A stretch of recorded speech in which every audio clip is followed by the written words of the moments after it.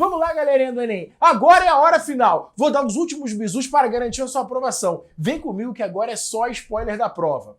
Gente, um dos tópicos que mais cai na prova do Enem, modernização agrícola e seus impactos ambientais. Isso pode aparecer na tua prova como Revolução Verde, que é a implementação de o quê, gente? Alto nível tecnológico na produção agrícola, na produção de alimentos no campo. Isso implica o quê? Implica uso de trator, colheitadeira, debulhadeira, implica uso de mão de obra extremamente qualificada, técnicas muito mais sofisticadas, é a biotecnologia entrando no campo, aumentando a produtividade, blindando essa fazenda contra o quê? As questões de praga, quebra de safra. Então, assim, eu vou ter alimento transgênico, que vai ser mais resistente à praga, eu tenho agrotóxico, eu tenho a questão de possibilidade de inseminação artificial em vacas, clonagem de animais, tudo para garantir maior produtividade e maior lucratividade. Consequência desses desses processos, eu vou ter o quê?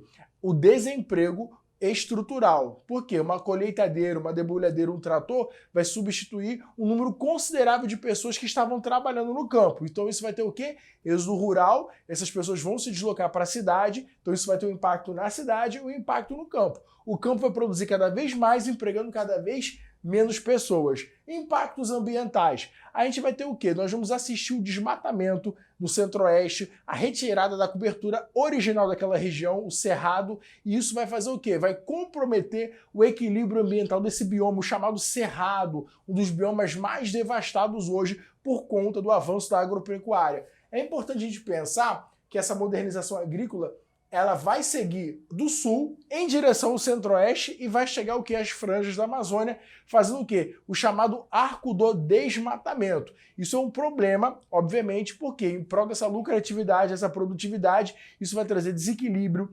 desmatamento, isso vai complicar a vida de populações tradicionais que vivem nessas regiões, ok? Pegou aí? Anotou? Então, modernização agrícola ou revolução verde, ela traz o quê? Uma série de impactos para o meio ambiente, ela redefine as relações de trabalho no campo e ela traz novas dinâmicas para as fazendas do Brasil, que vão produzir cada vez mais com menos pessoas, com uma mão de obra altamente qualificada, engenheiro agrônomo, veterinário, profissional de biotecnologia, obviamente o quê? De uma outra forma. Então, é um campo 2.0, essa fazenda moderninha que vai produzir muita coisa com muita tecnologia. Revolução industrial. Revolução da ideia de quê, gente? Mudança brusca, ruptura, mudança radical. É uma mudança radical na forma de se produzir. Ela tem 3 etapas. A primeira etapa da Revolução Industrial, olha a palavrinha-chave, palavras-chaves. Inglaterra, século XVIII, indústria têxtil, máquina a vapor e carvão. São as palavras-chave para você o quê? Fazer o quê? Aquela ligação, aquele link direto com a primeira Revolução Industrial. Já a segunda etapa da Revolução Industrial, que não foi só na Inglaterra, foi em mais lugares do mundo, né? Foi no Japão, foi nos Estados Unidos, foi nessa Europa mais ocidental, era um pouco mais complexa, porque nós temos o uso industrial do petróleo, a eletricidade, o símbolo desse momento na indústria é a indústria automobilística, a indústria petroquímica. Já a terceira Revolução Industrial, que é uma das mais fascinantes porque ela traz muita inovação, eu costumo chamar de Revolução Bio-Micro-Info, porque ela vai pegar esses 3 campos do conhecimento, a biotecnologia, a microeletrônica e a informática. Ela tem como plano de fundo a Guerra Fria e é um momento de grandes saltos tecnológicos por conta do momento. Então os países vão investir muito em tecnologia, que vai ser obviamente transferida para o campo militar. Obviamente ela não vai ficar só nesse campo militar, ela é absorvida pelo setor industrial, que vai fazer o quê?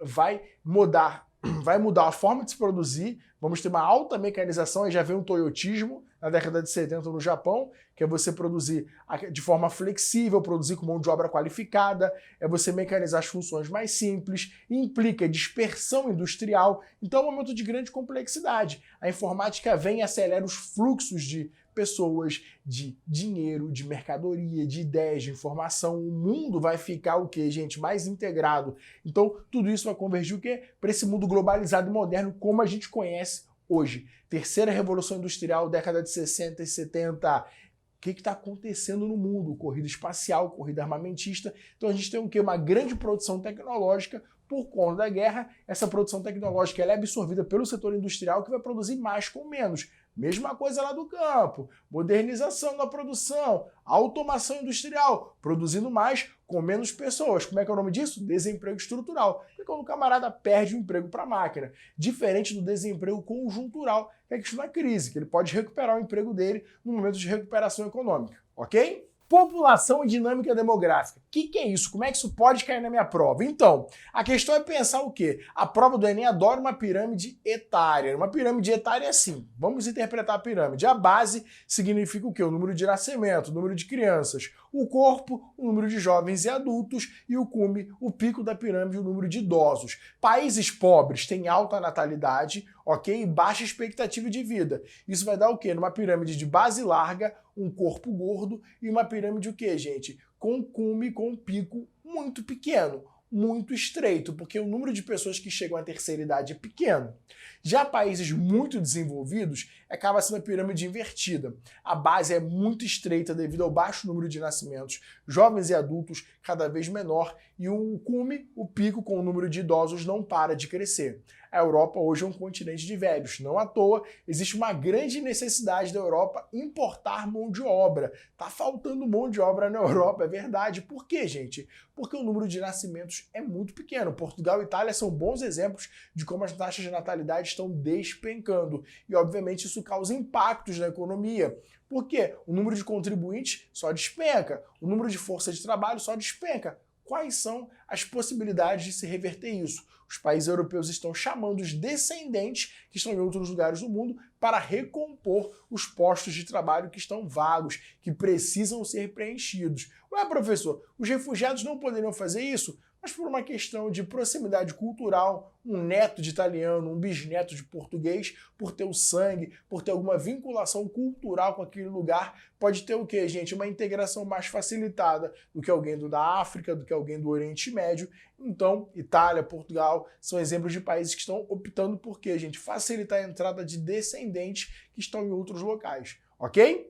Isso é tudo, pessoal. Faça uma boa prova. Gente, vai tranquilo. Olha só, não esquece de levar o RG, o cartão de confirmação de inscrição, a caneta da cor certa. Fica atento com o horário, vai dar tudo certo, galera. E me segue lá nas redes sociais, me segue no Instagram da Tropa da Geografia, que eu vou estar lá, com certeza, postando aquele conteúdo show de bola para vocês. Galera, boa prova, fui!